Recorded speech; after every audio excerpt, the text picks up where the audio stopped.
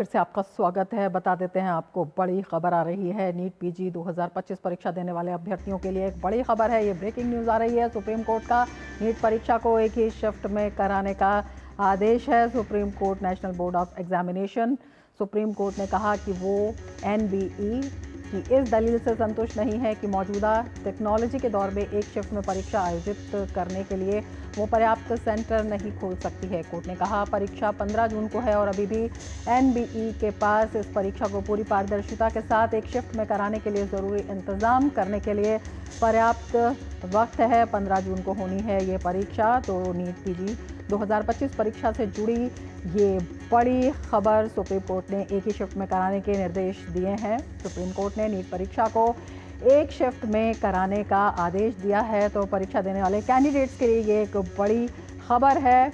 ये भी कहा है कोर्ट ने कि एनबीई के पास परीक्षा को एक शिफ्ट में कराने की व्यवस्था कराने के लिए पर्याप्त वक्त है। 15 जून को होनी है नीट पीजी 2025 की परीक्षा और एक शिफ्ट में ये परीक्षा कराने का आदेश है सुप्रीम कोर्ट का। तो परीक्षा से जुड़ी ये बड़ी खबर है और जो कैंडिडेट्स इस परीक्षा के लिए हैं उनके लिए भी एक बड़ी खबर है। हमारे संवाददाता विकास आरती हमारे साथ जुड़े हुए हैं। विकास, कोर्ट ने साफ तौर पर कहा है कि एक ही शिफ्ट में ये परीक्षा कराई जाए। क्या कुछ जानकारी आपके पास है इस बारे में? और बिल्कुल, देखिए काफी देर तक इस पर बहस चली और इसमें एनबीई की ओर से लगातार ये कहा जा रहा था कि उनके पास दो शिफ्ट में एग्जाम कराने के लिए ही संसाधन मौजूद हैं और अगर एक शिफ्ट में सारा एग्जाम कराने के लिए उनको कहा जाता है तो इससे मुश्किलें खड़ी होंगी, क्योंकि ये जो तैयारियां थी एग्जामिनेशन की वो मार्च से चल रही थी। तो उनका कहना है कि पिछले 2-2.5 महीने से तैयारियों के बाद हमने अब ये पूरा शेड्यूल बनाया था और इसमें अब अंतिम समय में बदलाव से दिक्कतें पेश आएंगी। हालांकि कोर्ट ने कहा कि आपकी परीक्षा 15 जून को होनी है, अभी भी आपके पास पर्याप्त समय है। और जहां तक आप स्टूडेंट्स की बात करें या परीक्षार्थियों की बात करें, वो भी नीट पीजी की परीक्षा में बाकी परीक्षाओं के की तुलना में कम कैंडिडेट्स होते हैं। ऐसे में ये शुरू से कह देना है एनबीई की ओर से कि हम नहीं करा पाएंगे। कोर्ट ने कहा कि हमें लगता है कि आप पहले से मन बना चुके हैं कि आप दो शिफ्ट में ही करवाएंगे, लेकिन पूरी दलीलें सुनने के बाद कोर्ट ने कहा कि दो शिफ्ट में एग्जाम कराने से बेवजह की कॉम्प्लिकेशंस होती हैं। कई बार ये शिकायतें आती हैं कि दोनों पेपर्स में स्टूडेंट्स को लेवल प्लेइंग फील्ड नहीं मिला, यानी एक पेपर आसान था और एक में कुछ जो सवाल थे वो कठिन थे। तो एनबीए की दलील थी कि एक नॉर्मलाइजेशन की प्रक्रिया होती है, हालांकि वो जटिल प्रक्रिया है।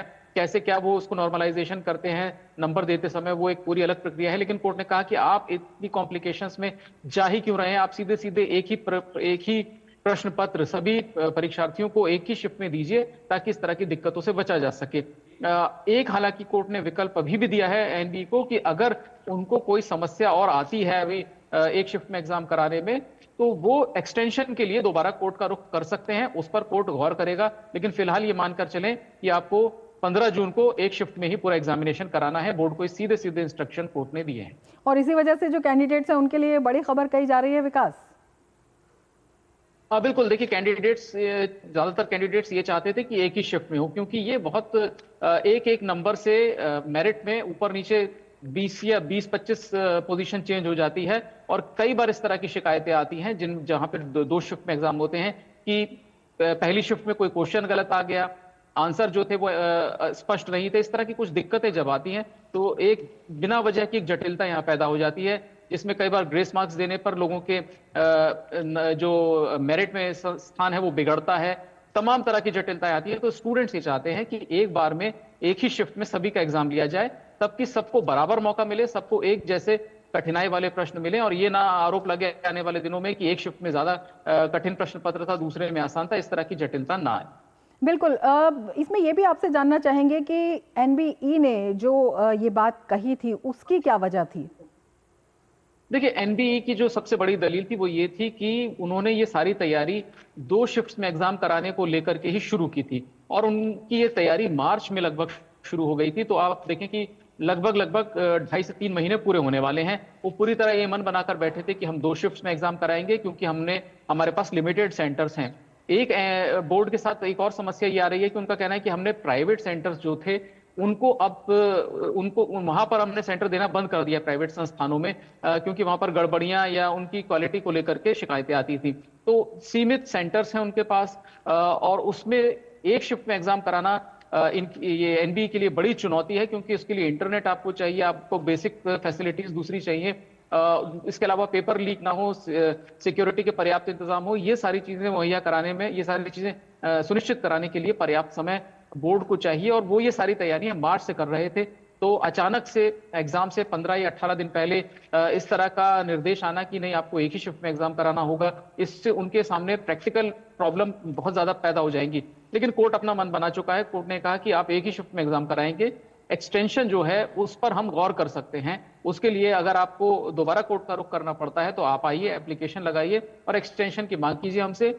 जो समय बढ़ाया जा सकता है, क्योंकि टाइमलाइन को भी आप बहुत ज्यादा उसमें बहुत ज्यादा छेड़छाड़ नहीं कर सकते, क्योंकि पूरा सत्र जुड़ा होता है उससे।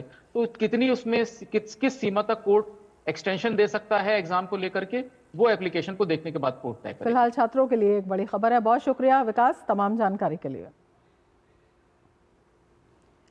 और आगे बढ़ेंगे, प्रधानमंत्री नरेंद्र मोदी अब से कुछ देर में यूपी के कानपुर जाएंगे, जहां पीएम बुनियादी